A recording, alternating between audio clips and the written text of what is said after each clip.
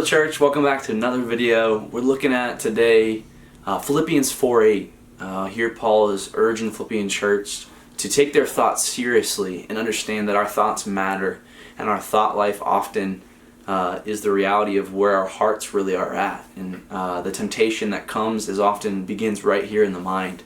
So Paul urges them in Philippians 4:8, finally brothers, whatever is true, whatever is honorable, whatever is just, whatever is pure, whatever is lovely, whatever is commendable, if there is any excellence, if there is anything worthy of praise, think about these things.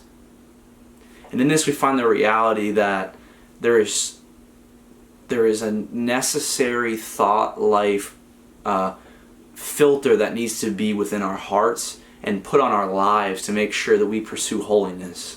Thoughts matter in the New Testament and in the Old Testament as God describes the reality of holiness and the deceitfulness of sin. We understand that our thoughts really matter. In the Beatitudes, Jesus is talking to the crowd, and he tells them that if you even commit lust in your heart, you've committed adultery, right? If you've even hated a brother, you might as well have murdered them in your heart. Our thoughts matter.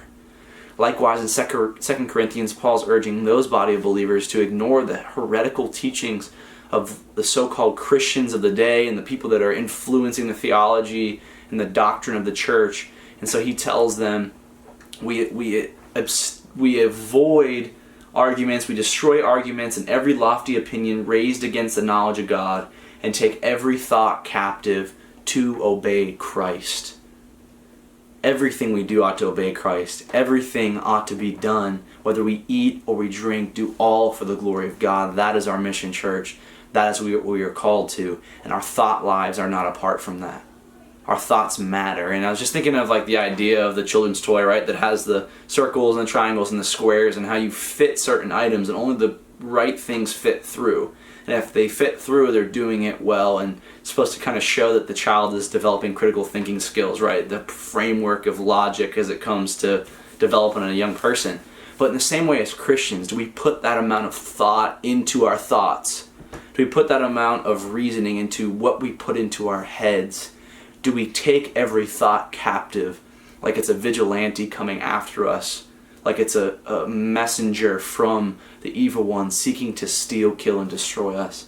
If we look at holiness that way, we look at God as the ultimate standard for holiness, and the only way we can successfully do that is by looking to Him, setting our eyes on Jesus, looking to the prize of the heavenly kingdom to come, and the here and the now, destroying every lofty opinion or idea or argument that is raised against the kingdom and the love of Christ and the obedience of Christ. Church, join me today as we look and we pray earnestly for a deeper and more loving thought life as we glorify Christ. Thank you, church.